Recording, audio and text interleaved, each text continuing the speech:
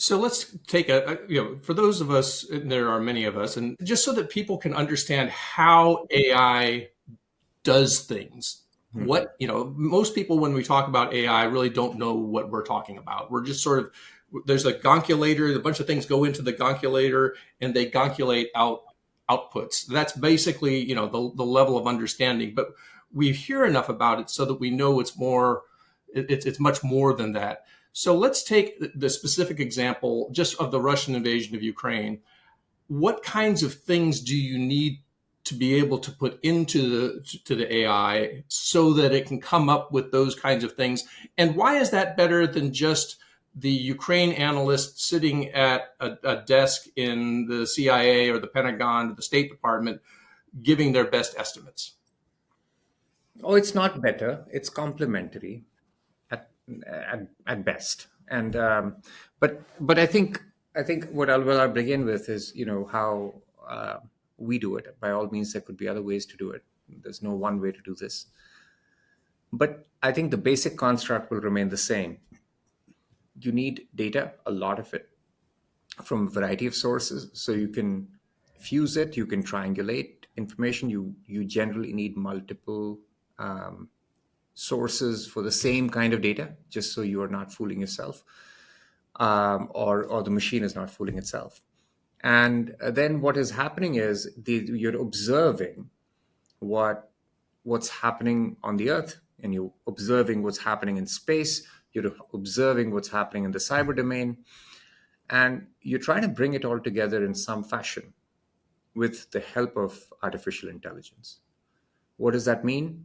Well, what it means is that one has to ultimately go back in time and be a good student of history and learn, when certain patterns were observed, what kind of events tended to happen. Now, this is not simple to do, but miraculously we've managed to do it. It only took 7, maybe 8 years to do it. And it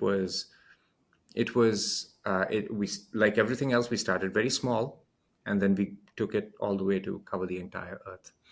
So you're fusing data, you're trying to correlate all of these different observations of changes that are happening across all of these different domains: land, air, sea, space, and cyber. And then historically trying to see whether those patterns were seen before, anything close to it.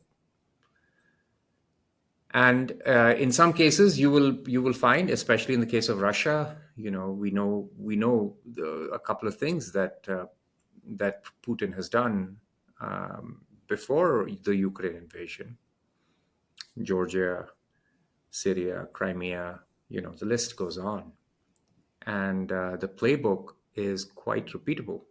And so the machine catches on to it very easily, but it's not easily done by human beings because there's so much to see, and the machine can then see patterns which human beings are not able to see, because of the computational expanse of this problem. Then subject matter expertise comes in, right? Once it is able to make those connections, saying, oh, this pattern looks like it's been seen before, looks like a conflict is about to start, looks like Russia is going to attack. Then the human reasoning and calculation begins, which is, with additional models, we are able to figure out how many days to the invasion. And that's a process. That's a process we run, which is which is again learning from historical patterns, Russian doctrine, and so on and so forth, um, seeing where certain important people show up at what time, and so on and so forth, seeing commercial activity pick up, sales of certain kinds of goods such as vodka and so on, and that becomes, there are many many indicators like that, hundreds of them. You asked the question about the analyst at the desk, and you know I'm not going to say anything new here. The world is an overwhelming place, and data generated in this world is largely overwhelming. Uh, but um, it is almost impossible for any one analyst to be able to see it all, and not they can barely have the time to know some of it, interpret some of it, and then be able to provide insights. But there's also an organizational side to this, right? When we talk about an invasion that is imminent, it's not like there's one analyst at a desk thinking about the Russian invasion of Ukraine. They're probably looking at a part of the problem because that's their job description. And there are many such folks who are looking at different parts of the problem. This is a relic of the industrial age, but this is how we divided and conquered the work, right? Now, somebody is responsible for integrating it all and then figuring out what is the collective insight I'm seeing from all of this. What happens is that's entropy kicks in, noise comes in, right? In the deconstruction and reconstruction of any problem, noise comes in, and errors get made. And so there's it's not just that it's computationally intensive, it's also that organizations are structured in certain ways that they are unlikely to be able to um, find effective ways to forecast on time because it takes time. It's really interesting. I was an analyst at the bank, and I was an analyst for a time at the State Department. And you're right, the amount of information that comes in is overwhelming sometimes, and also not very timely. So how do you manage information that's new versus not new? And also, how do you manage information that comes in as a means to throw you off track, disinformation? Yeah. Well, the second piece that you asked is actually the easier part, which is how do you use filters for misinformation and disinformation? And that's actually something we have uniquely developed here at Rhombus because we found it to be a necessity. And so we invented it, and we found that it's really necessary for what we do in terms of forecasting where the world is headed. But actually, there's also a market for it. So it's become a product on its own right now. And so that's a separate thing. But the part of how do you keep track of new data that's coming in versus old data, and I guess you also asked data that's originating for the first time and so on. I think the best way to answer that is imperfectly and iteratively. And so what does that mean? Well, what it means is that if data is being generated for the very first time, there is no way for any system to know anything about it until you have a little bit of